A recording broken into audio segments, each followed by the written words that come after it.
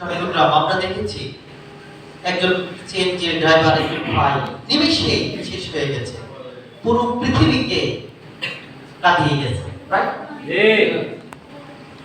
এখন হয়তো সে আল্লাহর জান্নাতে যাবে যদি সে তার আগের জীবনে হালাল ইনকাম করে থাকে, ভালো কাজ করে থাকে, তার শহীদি মর্যাদা হবে, মৃত্যু হবে, আল্লাহ হয়তো তাকে ক্ষমা করবেন। এই জন্যে অনেক সময় আমরা টাকার নেশায় পড়ে আমরা হালাল হারাম বাঁচি না, যা পাই তা নেওয়া শুরু করি, যা পাই তা নেওয়া শুরু করি। এই জন্য পাইলেই নিতে হবে এরকমটা না, এটা আপনাকে আগ থেকে পছন্দ করতে হবে, চুজ করতে হবে। তাহলে আমরা আজকে হলরুমে যারা আছি,